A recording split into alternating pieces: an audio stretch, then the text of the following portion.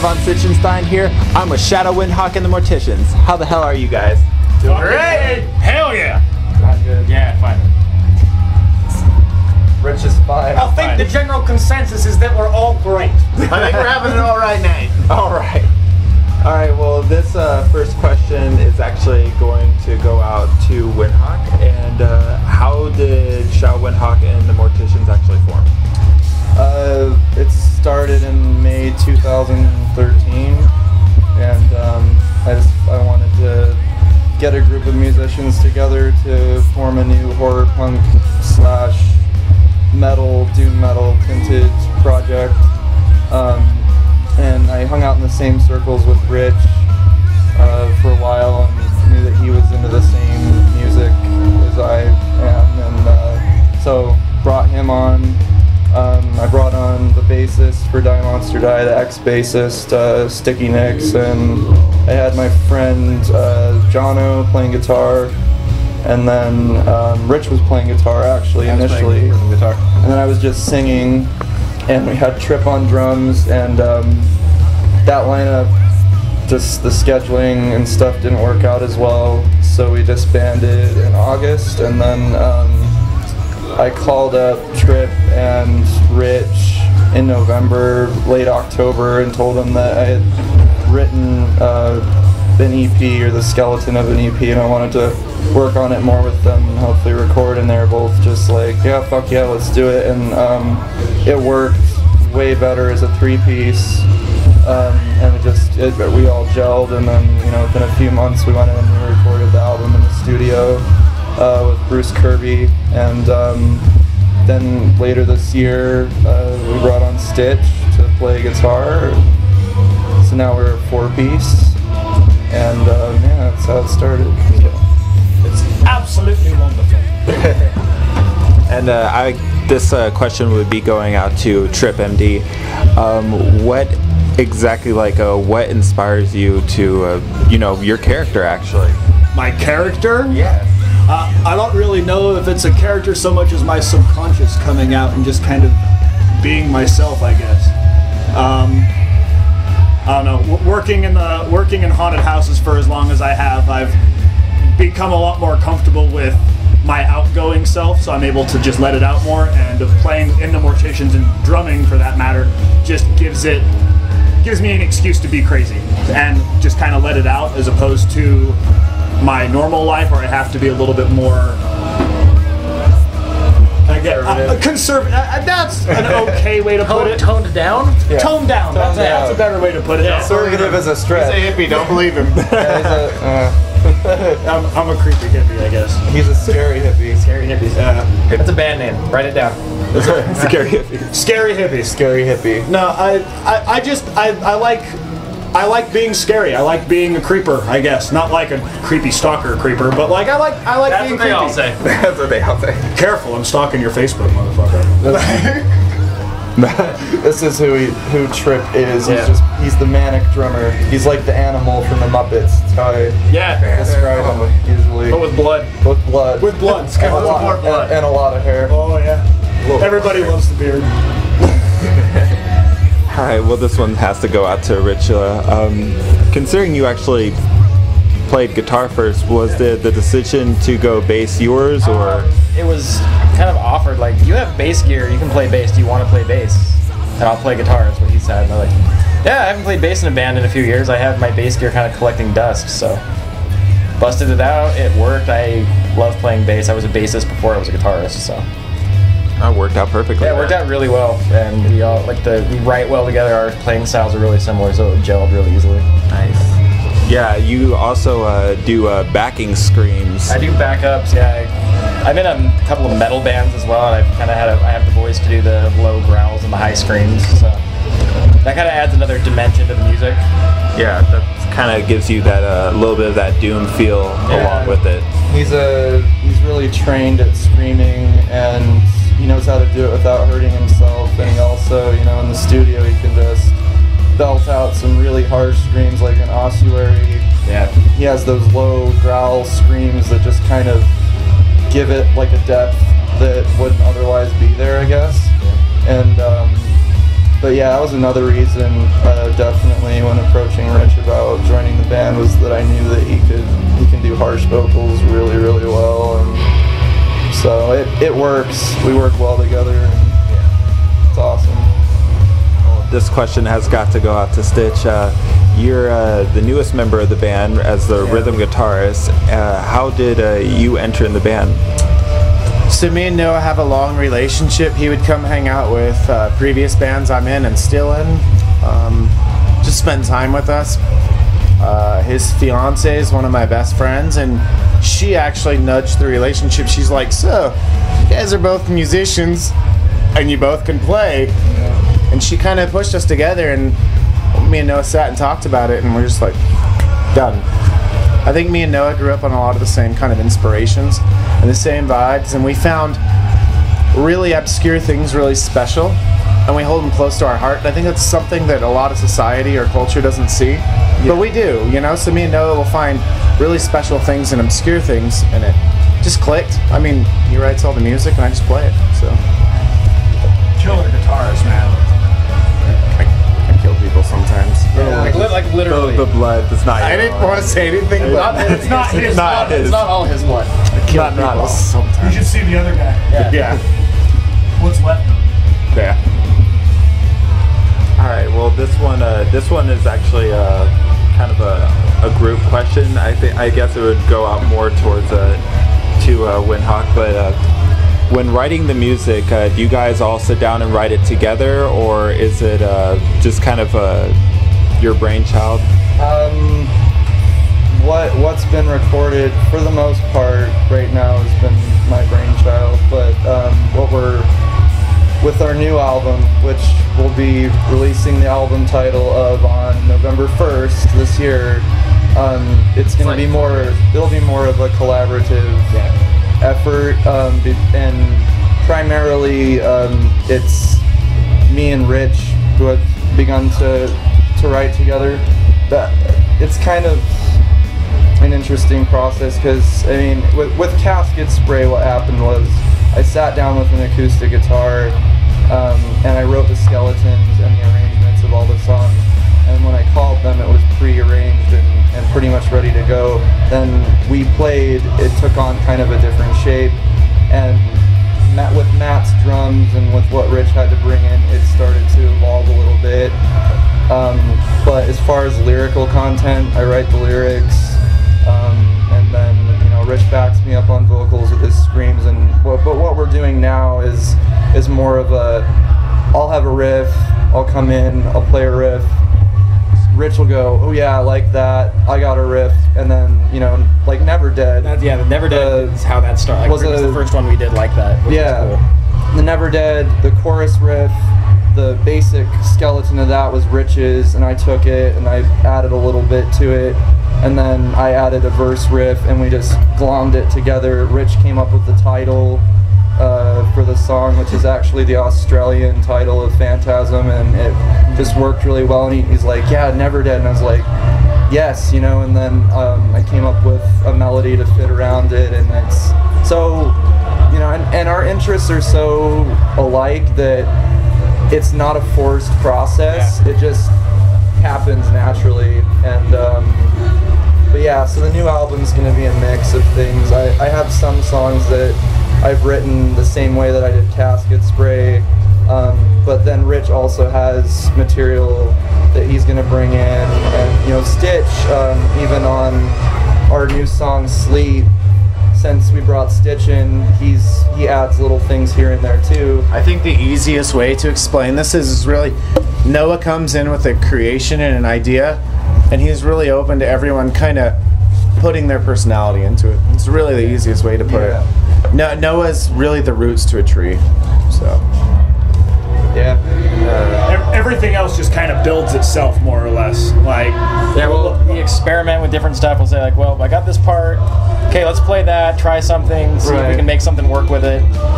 Yeah. And just kind of see how it builds. It kind of builds itself. We just kind of experiment and play with it until it feels right. It's like a natural process that just it just happens. Like, you know, when you get in the band room, there might be a moment where you get a spark, or there might not be. I mean, it's sometimes you're spitballing ideas and you're coming up dry, but like for the most part, it flows really well. And with Never Dead, I remember approaching Rich after one of his shows that he had with Burn Your World, and I was like, dude, we gotta start bringing in your screams and more of the harsh vocals, and because they're so contrasting to what I do, that they just make these songs way more expansive, especially in the genre itself. Yeah, and in the genre, brand new, really. Yeah, in the genre, people aren't pushing it like that, and I hear people like, well, don't, like, metal and horror punk shouldn't mix, and I disagree on that, because they fit so well together, and bringing his more harsh screams up to the front with Never Dead, I think kind of is a good example of where we're going. Like, this next album is going to be really, really heavy in that same sense. So, the songs that are written for the next album are pretty strong so far. Yeah, we have a couple. We're playing a couple tonight. So can't wait to see, and we'll have a little bit of that footage on this video too. So awesome. Camera's rolling. Awesome. SpaghettiOs. I guess this would be my final question, and that is just what does this band and horror punk actually mean to every one of you guys? Horror punk is what I love, and is what I've loved since I was a kid, and it's in my blood. You know, it's like I've said it before. It's not horror punk because I'm trying to make it horror punk. It's horror punk because it just is, you know. Because I guess it all boils down to what you identify with, and I identify with monsters and movie magic, and that's what inspires me to write music. And so, you know, the two great loves of my life, film and horror film specifically, and punk rock, come together and make this thing that we all share, and I love it. It's fun. That's the main thing for me, is that, like, I'm in a band with guys who are my friends, or like some of my best friends, and I love what we got going on, you know. Like, it feels good to have that in my life. So yeah, you guys definitely do seem to have a really great bond together, which it probably really helps in making the music just come out so flawlessly. Not this guy. This guy's an asshole. Well, this guy's got a lot of issues and problems. We weren't going to say that, but yeah. You know. Well, it's out there now. It's in the ether. Out there now. It's in the ether. We love you regardless, kind of. I feel like in the cloud. Okay. I feel like it's important to say. I don't feel like we're necessarily writing horror punk. Just writing our hearts, you know. We grew up on punk rock. We grew up on horror movies, and I don't feel like we're like, hey, listen to my horror punk riff. It's more like, I wrote this riff and we're gonna sing about this movie, and it's something really special. More than that's a big key factor between all of us. We all grew up on old punk rock, old metal, and horror movies. Like, that's what we grew up listening to and watching and doing with ourselves. So right.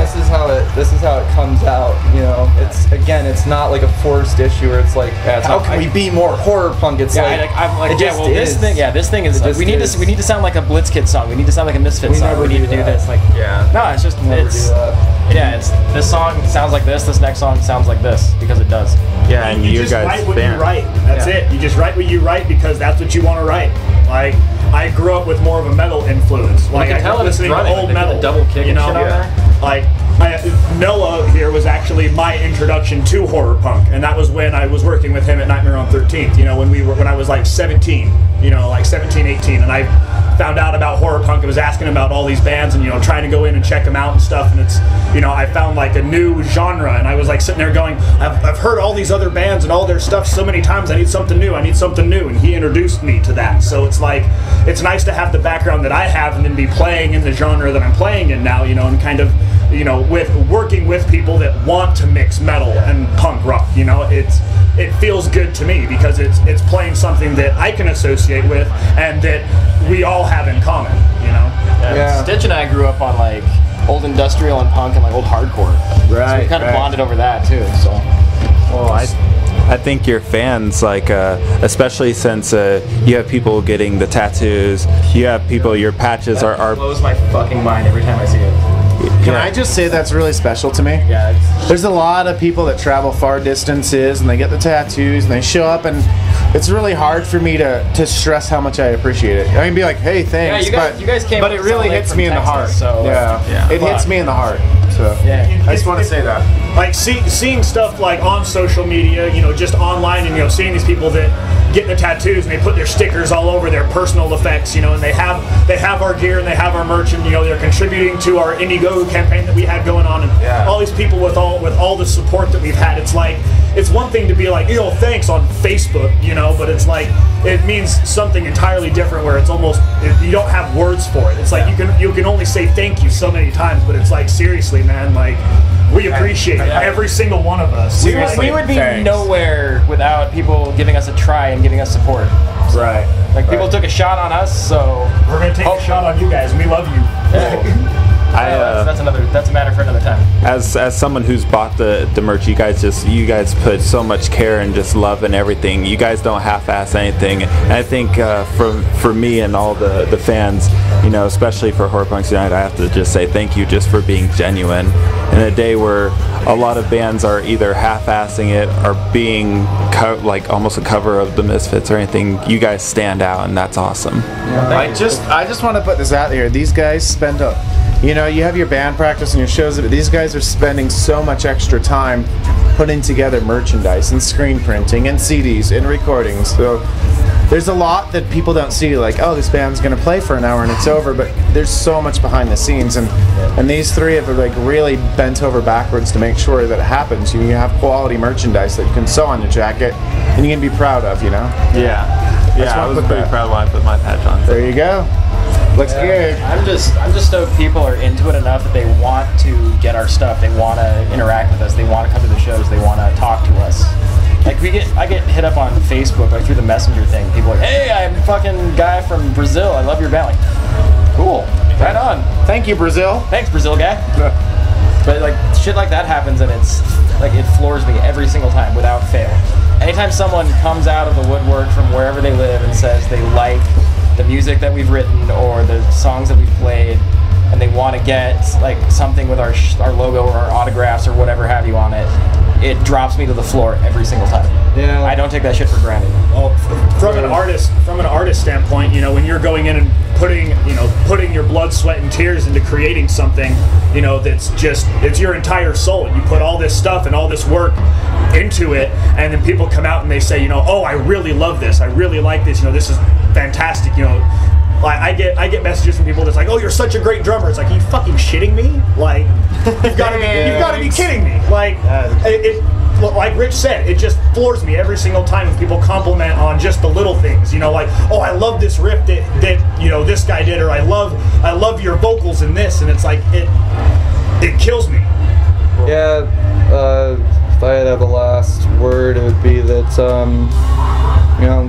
I started this band with the intention of never giving a half-assed performance even once, never backing down, always giving 110%. And that's something that Argyle Goolsby shared with me when I met him for the first time, was that it's always 110% or it's nothing at all. And if you're not giving your all, then you shouldn't be in it. And you know what? Like, the day that I feel like I can't is the day that I stop.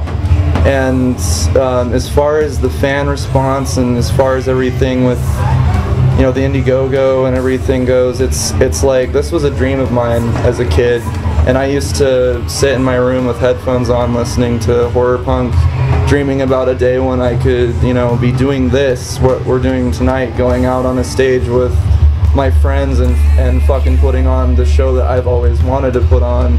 And to know that that means something to people and it resonates with people, it is something that it cuts deep, it's really important to me.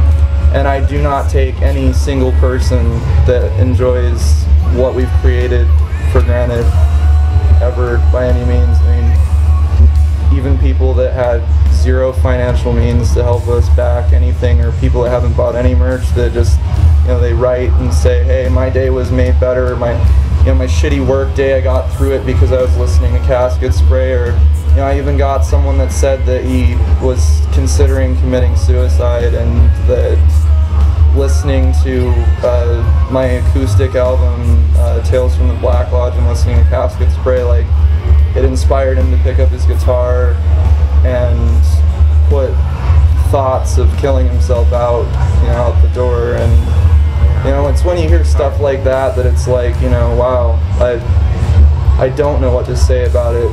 You've already made a difference.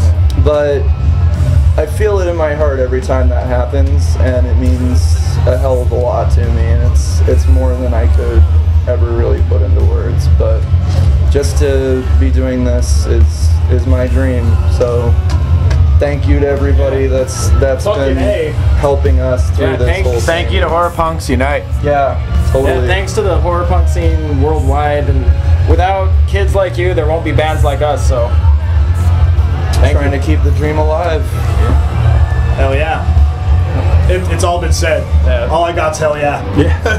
All right, well, hey. Time to play a fucking show, I guess. Hell yeah. And with that, I'm an Ass Man about this sign. Obviously, you know who these guys are. Stay creepy. Yeah.